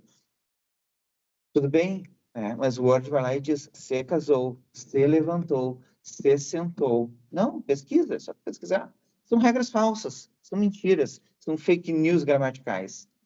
Então, tem um problema básico nisso, que é quem programa essa AI com que visão, né? Com que visão de língua, com que visão de sociedade, com que visão dentro até de uma ideia que eu acho que é muito importante, de que uma língua mais conservadora é uma língua mais elitista. Então, dentro desses problemas éticos, né, que apontou, um dos problemas é esse. Não, eu estou fazendo uma língua para quê? Eu estou pregando, né, porque, né, eles pregam uma língua que vai afastar as pessoas, que vai separar as pessoas, que vai dizer para um grupo que essas pessoas não sabem o nosso idioma. Né? Enfim, isso tudo, como eu digo, não é novidade. Né? Tá lá o preconceito linguístico do Marcos Banho, né, fazendo 25 anos. Né? Só que essa discussão eu acho que tem que vir para a inteligência artificial, porque quem está programando esses robôs, isso tudo aí, tem que ter esse questionamento sobre qual é a língua, o que a gente quer, o que cabe num texto, né, num texto literário, o que cabe num texto de educação, e por aí vai. Né? Eu faço boa parte do meu esforço em relação a isso, eu coloco num perfil do Instagram chamado A Língua Muda. Né? E para, além de fazer autopropaganda, né, o que, né, como eu disse, eu sou formado em propaganda, então me deem esse desconto. Deixa eu até pegar uma água, que eu fiquei com a boca seca. Pode falar, segue falando. Para além de fazer autopropaganda, eu acho que é o cerne da coisa, né, que eu trago, porque, assim, basicamente, eu trabalho com autores brasileiros, né, que escrevem literatura em português. Eu trabalho com autores portugueses que escrevem literatura em português europeu, né, que é outra língua. Né? E eu trabalho muito com texto traduzido, né, que aí é uma outra categoria também, né, um texto elaborado, né, por uma pessoa brasileira a partir de um texto original de outra língua. Né? E, basicamente, o que eu faço no trabalho com esses autores é libertar essas pessoas dos grilhões de uma gramática conservadora e completamente não condizente com o nosso tempo. Né? Então, quando eu digo para a pessoa, olha, pode usar, eu encontrei ela no texto, não tem problema, é uma fala. Né? Quando eu digo, inclusive, eu faço revisões de texto que trocam coisas que a gramática normativa diz. Então, eu, enquanto revisor, eu troco encontramos-nos por nos encontramos, no início de uma frase. E aí, né? O revisor pode fazer isso. E aí, é claro, de novo, eu trago tudo isso a partir de um olhar para um texto literário. Os outros textos, eu não lido com isso, eu não sei, cada um, né, que vai saber, o texto acadêmico, né? Texto acadêmico é outro. Né? Eu fiz mestrado, doutorado, né? Eu já participei, inclusive, de uma banca uma banca de doutorado, participei, né, assistindo, que a pessoa fez a exposição, tudo, e aí o primeiro professor que foi falar, a primeira coisa que o professor disse, tem uma vírgula na página 36, e aí eu pensei assim, não, cara, peraí, tá tudo errado, né, tá tudo errado, uma vírgula não pode ser assunto de uma banca de doutorado, nenhuma correção gramatical deve ser assunto de uma banca de doutorado. Inclusive, quando eu fui participar, né, quando eu fui defender meu doutorado, eu disse, se vocês tiverem correções, anota aí e depois me dá, porque não vamos perder tempo falando sobre isso. Né? Então, o meio acadêmico também tem, muitas vezes, um texto considerado muito conservador. Né? Dá para soltar. Eu fiz na minha tese, né, na minha dissertação, fiz coisas, né, bem diferentes, digamos assim, né? E eu acredito que, então, em cada setor, né, se possa pensar que língua é essa que a gente está usando, né? E aí eu dizia, no perfil A Língua Muda, eu trago exemplos literários de literatura contemporânea, de autores e autoras super importantes, digamos assim, consagrados hoje, né? Autores, inclusive, que têm textos, por exemplo, citados no Enem, né? E eu trago esses exemplos de casos onde esses autores não deram bola para gramática normativa conservadora e usaram a língua viva, né? E aí tem uma ironia suprema ainda, que é essa, né? Muitas vezes o Enem usa esses textos como apoio, né? Tem ali nas questões o texto do livro Amora, o texto do livro, na Amora, da Natália Borges Polesso, tem o texto do Torturado, né? Mas eles exigem normas que os textos que eles citam não cumprem, né?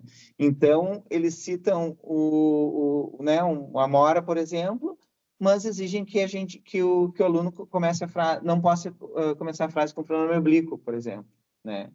Então, essa visão, né, que eu acho que é importante a gente discutir, que língua é essa que está sendo usada para quem está fazendo, né, quem está no meio acadêmico, quem está fazendo provas do Enem, quem está escrevendo literatura, quem está escrevendo textos acadêmicos, textos para educação, etc., né?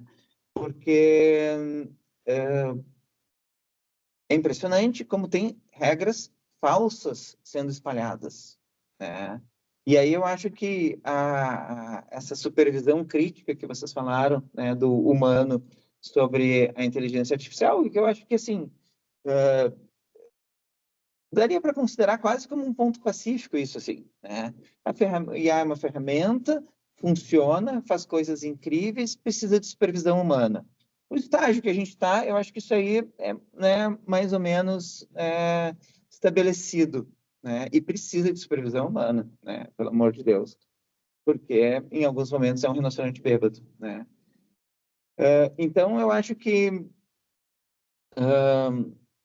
por fim, né, eu acho que pensar essa língua também é esse olhar crítico para regras falsas. Gente, tem regras falsas que o Word sublinha, que a IA diz. Tem coisas de estilo absurdas, porque às vezes, quer trocar depois por após. Não tem contexto para isso. Por quê? Né? Quem é que te disse que é assim? Né? E aí uma última coisa também que eu queria completar, já que a gente tem a questão ética no nome aqui, né, e que a colega também falou sobre direitos autorais, tem uma outra coisa que eu acho interessante, que assim, né, eu já perguntei pro robozinho lá, segundo o Bechara, isso aqui está certo ou está errado? Ele diz, não, isso aqui, o Bechara diz que isso, isso, isso. Aí eu perguntei, como é que tu sabe? Né? Tu tem acesso ao livro do Bechara? Não tenho acesso ao livro do Bechara. Ele não pode ter. O livro é protegido por direitos autorais. Ele não pode dizer, na página 42 do livro, o Bechara diz isso. Então, se vocês forem ver, né, das duas, uma, ou a IA está consultando livros com violação de direitos autorais, ou está usando fontes secundárias. Então, não está consultando o Bechara, está consultando o que outras pessoas dizem do Bechara. Em qualquer um dos dois casos, isso é ruim. Né? Em qualquer um desses casos, é algo, digamos assim, ruim do ponto de vista ético, inclusive. Né? Então, eu pergunto, né? O que o Bechara, o Segala, o que está nessa gramática? Bom, temos que ter a gramática. Né? Temos que ter o AIS pago, né, online, né, para poder fazer essas consultas. Então, eu acho que tem uma outra questão ética, e que eu acho que é uma das questões éticas mais fortes envolvendo o IA, que é essa questão da violação dos direitos autorais. Né? E aí, quem trabalha no meio editorial, né, como a gente, é uma questão bastante séria. Né? Mas, enfim, né, eu fiz anotações de... por exemplo, outra coisa que eu queria dizer, e que eu acho que é justamente essa ideia de estilo, né, que a IA não pega. Por exemplo, eu estava revisando um texto de um jornalista e ele dizia, com frequência usava a expressão, a verdade é que. Mas foi uma expressão clássica de jornalista, né? A verdade é que. A IA não vai pegar isso, né? Então tem que estar ali o olhar humano para dizer, olha só, isso aqui é um cacoete do jornalismo, no texto literário. Então, acabou o tempo? Ah, eu nem vi. Não tinha um robozinho para dizer acabou o tempo. Eu vi. Tá, mas enfim, para finalizar, a minha provocação é essa. Que língua a IA está vendo? Que língua a IA está sendo programada? E também uma provocação para todos nós. Que língua nós estamos usando? Será que nós não estamos também reproduzindo uma língua conservadora? Será que também nós não estamos reproduzindo modelos elitistas que excluem boa parte da população? É isso. Eu deixei ele falar um pouco mais, porque ele falou tudo que eu queria. Tudo o que eu queria. Muito bom. Eu vim aqui também tirar o microfone dele, porque ele é do mesmo lugar que eu, né? A gente é conterrâneo e aí a gente fala demais. Vamos ver se a gente consegue falar com o José Fernando. Enquanto se organiza... Ele pode falar para ele falar. Fernando, então fala conosco, por favor, vamos ver. Oi, vocês estão me ouvindo? Estão me ouvindo bem? Só aí no celular. Ainda não estamos te ouvindo. Continua falando. Tanto só aqui. Agora vamos ver se vai pegar aqui. Só um minutinho. Estão me ouvindo? Pode falar? Eu estou falando. Ó. O pessoal aqui do chat está me ouvindo? O pessoal do chat está me ouvindo.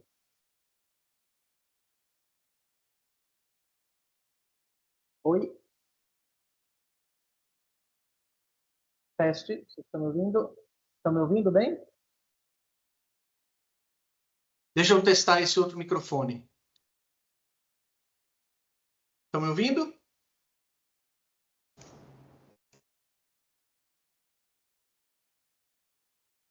Com esse microfone fica melhor? Ó, no online tá todo mundo ouvindo.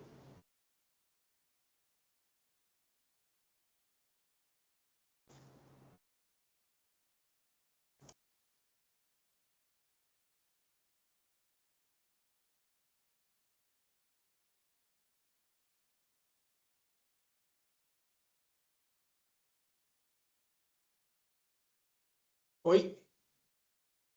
Eu vou falando aqui para ver se vocês me ouvem. Está tudo certo?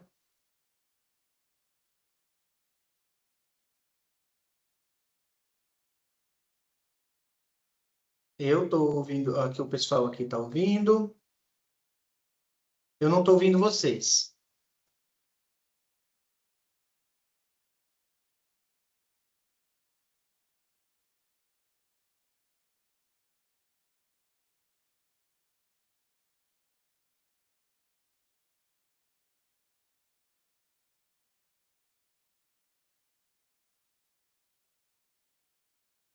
Posso começar, então? O pessoal lá... ok. Eu não estou ouvindo vocês aí. Ok, pessoal. Como vocês estão vendo, tecnologia não resolve tudo, né? Vocês estão vendo aí na prática quanto problema nós temos ligados à tecnologia. Inclusive numa transmissão, algo que deveria ser relativamente simples, né? E a gente tem dificuldades por uma série de motivos, tá? Que são imensos, a gente poderia até conversar um pouco mais sobre isso. Mas, enfim, o pessoal no chat pediu bastante coisas práticas. Eu vou dar algumas indicações práticas. Então, eu vou tentar trazer já agora aqui no começo, não sei se vocês estão vendo a minha tela, vou dar uma orientação prática, bem técnica, tá? Vão no Claude, use o Claude, ensinem o Claude com habilidades, skill, ou seja, existe hoje o recurso de você ensinar o Claude o que você quer que ele faça e, na realidade, você vai meio que, entre aspas, treinar, não é esse o termo técnico, mas, enfim, você vai ensinar habilidades para ele, tá? E ele vai executar. Eu estou aqui no Claude presencial, digamos assim, porque ele baixou... porque ele está no meu computador, e eu vou pedir para ele analisar, aqui, falar para mim, o presencial não está ouvindo? Tá ouvindo? Ah, então tá, beleza, estou seguindo aqui. Então, aqui, ó, vou pegar um texto aqui, o Word, vocês estão vendo, é um Word com 4 links aqui, tá? E eu vou pedir para ele fazer isso aqui, ó. Aplique as normas ABNT nas citações que estão no documento Word, não comente, apenas aplique a formatação ABNT nas citações presente. Documento e gere outro documento Word com resultado. Eu vou pedir para ele agir, ele vai ele vai mexer no meu computador e vai editar aquele Word sozinho. Beleza? Vamos deixar ele trabalhando e vamos voltar aqui então para nós. Eu gosto de começar sempre com essa frase para a gente nos posicionarmos um pouquinho. Foi falado bastante coisa, quase tudo que eu ia falar vocês já falaram, então ótimo. Sobretudo, essa atenção, né, ao humano como central. E eu gosto de começar com essa frase aqui. Em 1462, um monge alemão escreveu que a imprensa de Gutenberg ia tornar as pessoas mais preguiçosas. A gente acha que essas grandes mudanças que estão acontecendo em tecnologia, a gente acha que elas são únicas na história. A invenção da imprensa causou um impacto na sociedade imenso. E se eu pedir para vocês, isso foi bom? Todo mundo vai dizer, sim, foi maravilhoso, etc, etc, etc. Mas quem viveu a época não sempre via ou não conseguia prever o futuro, tá? E não via as mudanças, o que isso ia causar na humanidade, tá? Existiam medos. Depois, se vocês quiserem, façam uma pesquisa. Trithemius da Sponheim, é um monge alemão, ele está envolvido, inclusive, na invenção da criptografia, enfim, bem interessante a história dele. Mas 3 medos, tá? Disseminação de informações incorretas. Imagine, com a invenção da imprensa, o Estado e a Igreja não controlam mais o que é publicado, tá? Porque era tudo copiado pelos monges na maior parte das vezes. E tinha um controle muito rígido. Perigo de minar as autoridades das instituições estabelecidas, Igreja e Estado, na época que nós estamos vivendo ali, em 1400.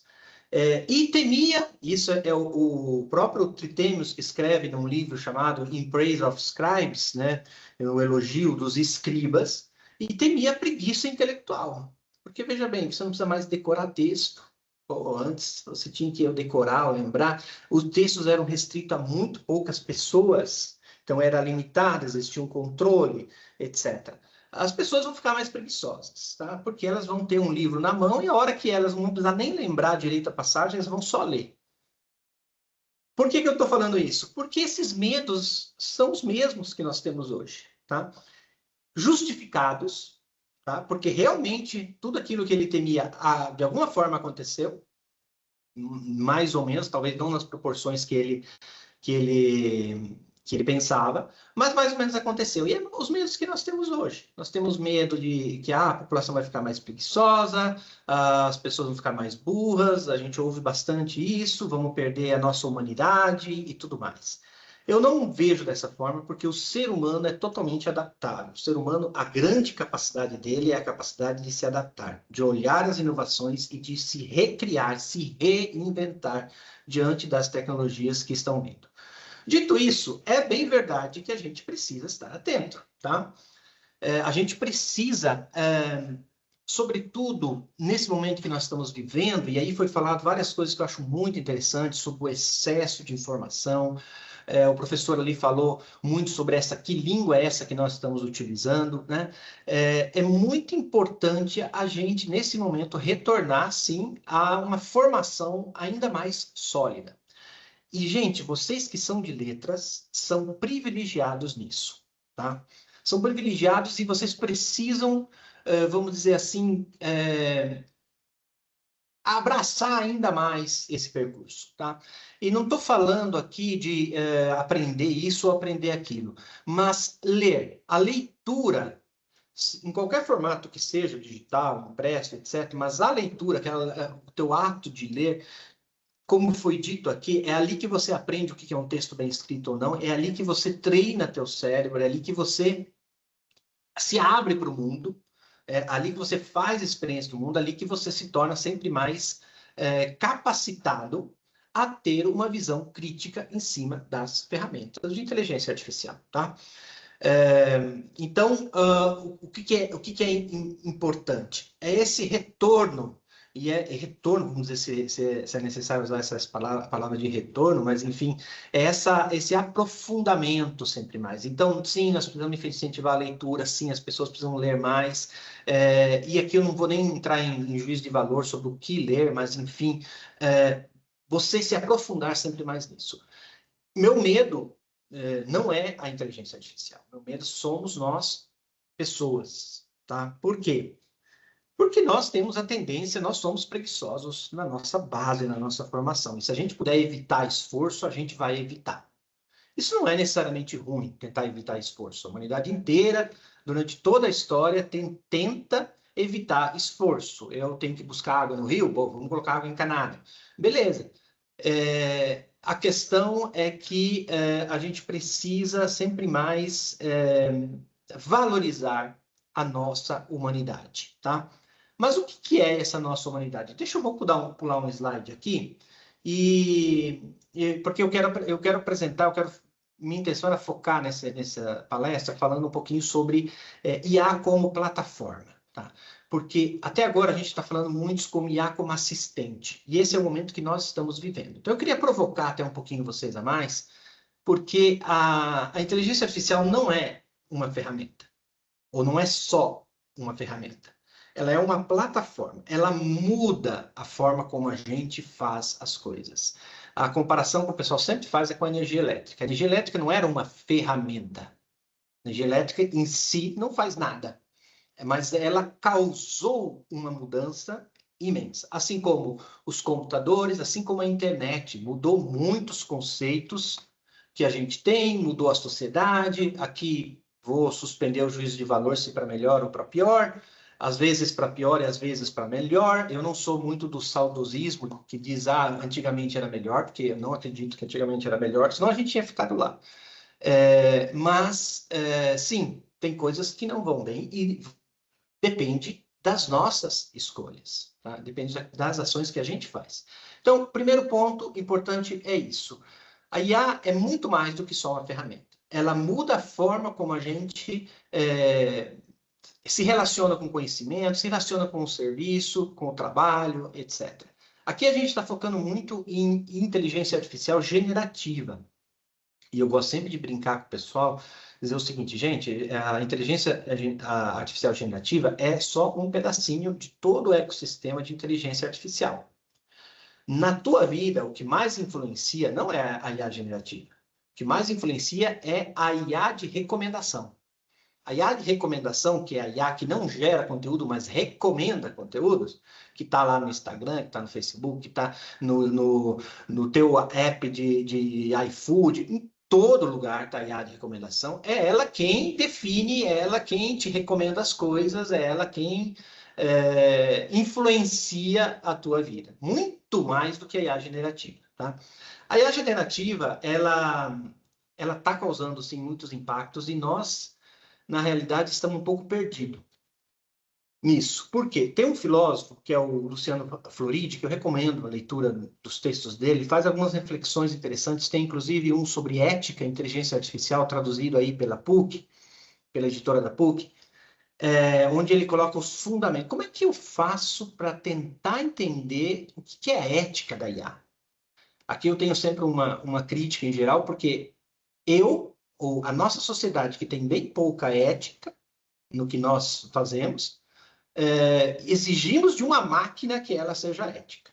Então, essa já é a primeira reflexão que eu faço. Quem tem que ser ético sou eu, ser humano, que vou utilizar essa ferramenta, tá?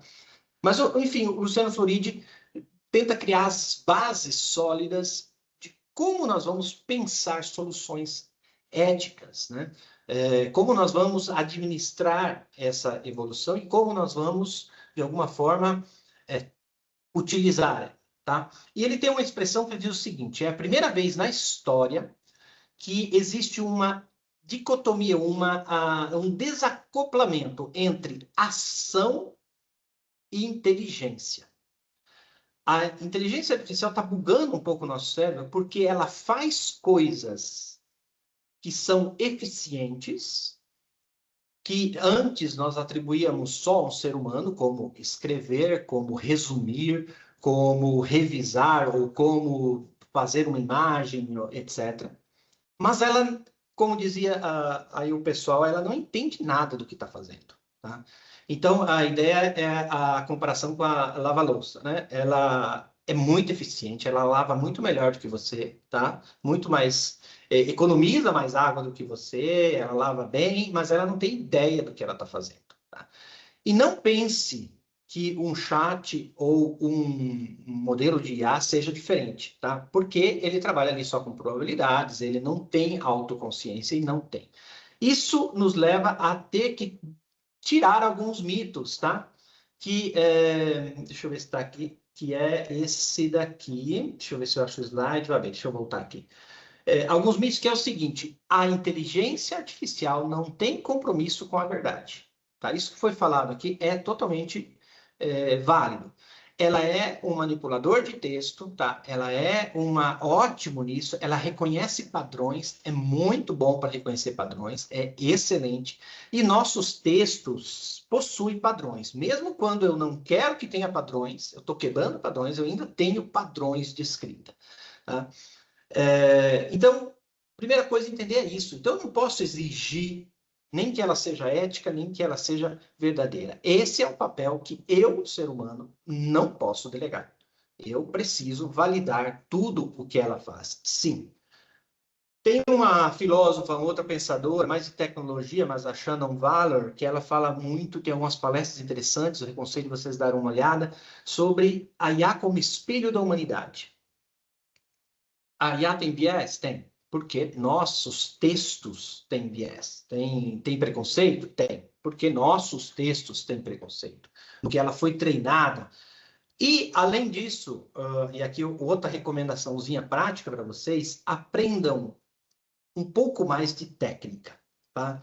Entendam, por exemplo, o ChatGPT é diferente do Claude. Inclusive, na escrita, eu já comecei dando essa indicação. Vocês querem para revisão? Vão para o Claude. Esquece o chat é para outras coisas, tá? O chat GPT. Porque ele foi treinado num tipo diferente de texto, enquanto o Claude foi treinado de uma forma diferente. Então, isso se chama, o Floride, inclusive, chama isso de data print. Cada IA tem um data print, tem uma forma, um caguete, um sotaque, uma forma de escrever, de falar. E aquilo que o professor falava antes, que qual língua é essa? Infelizmente, a língua das IAs é a língua do norte global, tá? Porque o ChatGPT foi treinado em textos em inglês, tá? Eu coloquei aqui norte global como uma coisa meio genérica, mas enfim, sobretudo a língua inglesa. Muito pouco em português. E não é só uma questão de treinar de língua, é uma questão de mentalidade, tá? O que é ainda mais sutil, tá? Porque a gente começa a entender que ele tem por trás, ele foi treinado em textos que não são nossos, não são da nossa cultura. E nós, brasileiros, temos uma mania de não valorizar aquilo que é nosso. Vou dar aí uma indicação também bem prática. Testem o Maritaca, se chama Maritaca, tá? O modelo se chama Sabiá. É da Unicamp, é brasileiro, treinado em textos em português. Ele tem uma forma diferente, ele entende um pouco mais o português e entende um pouco mais as nuances da nossa língua. Obviamente, aquilo que o professor falou é bem verdade anteriormente, esse humano que dirige,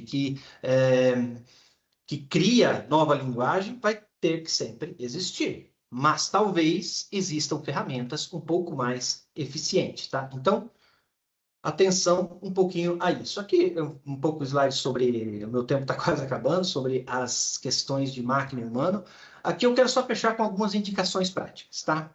Para você que vai começar a trabalhar. Então, primeiro, tente estudar um pouco mais, entender um pouco mais a parte técnica. E não é verdade, eu não gosto de distinção entre humanas e enfim... Porque aqui, por exemplo, dentro da minha empresa, o pessoal que pede nas coisas práticas, eu só contrato pessoas de letras. E, gente, eles fazem HTML, que é uma coisa bem técnica, tá? E eles aprendem e fica muito bom, muito melhor. E olha, eu já tentei contratar gente de outras áreas, inclusive pessoas mais técnicas, não funciona, porque quem é de letras ama livro, ama textos, e aqui a gente trabalha com textos, etc. Então, E sim, eles conseguem aprender coisas técnicas. É muito mais fácil para vocês que têm uma base formativa aprender algo técnico do que alguém que não tem essa base, né, que tenha só a parte técnica, aprender o que vocês sabem. Então, valorizem bastante isso. Aqui para fechar, então, transparência, responsabilidade. Não existe essa história de dizer, foi o chat que escreveu. Você é o responsável. Direitos autorais, aqui tem ferramentas, tem modo de você cuidar disso. Você não vai usar qualquer coisa, tá? Existem modelos de IA que rodam no teu computador com privacidade máxima, custo zero. Zero não, porque tem as parcelas do computador que você está pagando, que vai dar um computador um pouco mais potente. Mas tem sempre um custo. Mas, enfim, é quase a custo zero, praticamente. E segurança total. Existe esse mundo imenso, mas nós estamos ali um pouquinho fechadinho demais, é ChatGPT. Abrir um pouco esses horizontes e olhar que existem sim soluções. E o que o pessoal falou aqui na palestra é maravilhoso, as editoras pensarem soluções próprias. Tá? Não é o fim do mundo, hoje está fácil isso, respeito a outro período. Enfim, antigamente. Viés e dignidade, gente, a vigilância sobre os textos que a gente coloca, sobre o que ela gera, sim, vocês têm que saber, ela não foi treinada na nossa cultura, tá? Ela carrega viés dessa outra cultura e ela vai trazer isso. Então, mas eu posso mudar isso? Pode, tá? Você pode sim. Vou aqui dar as coisas práticas. Você pode fazer com qualquer IA, dizer para ela, mas vamos dizer que com o Claude você consegue criar... Ó, aqui estou combinando. Criar habilidades para ele atenuar esse tipo de problemática. Vamos voltar aqui e ver o que o Claude fez. Aqui, documento. Olha, enquanto nós estávamos falando, ele gerou um novo documento com as normas ABNT aplicadas. Tá? Enquanto nós estávamos falando, né, aqui está o documento original, tinha só o link, não tinha mais nada, e eu pedi para ele aplicar as normas ABNT, ele entrou, abriu o Word, viu qual eram as citações, entrou no site, fez a busca e trouxe as informações. Agora, tá certo? Eu não sei. Você vai ter que conferir, tá? O que ele fez. Beleza? A responsabilidade é tua. Não vai me dizer que depois, isso aqui foi o chat que fez. Aí é você que vai conferir. Só que conferir é muito mais simples do que ir e ter que criar isso do zero. Beleza? Deixa eu ver só o último slide aqui. É proteção de dados da editora, etc. Eu acho que dá para a gente encerrar aqui.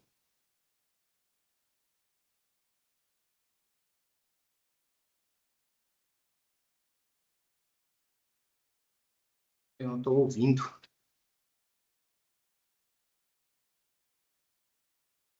Gente, por conta dos problemas de tecnologia, da própria tecnologia, que era tema desta mesa, nós já atrasamos demais.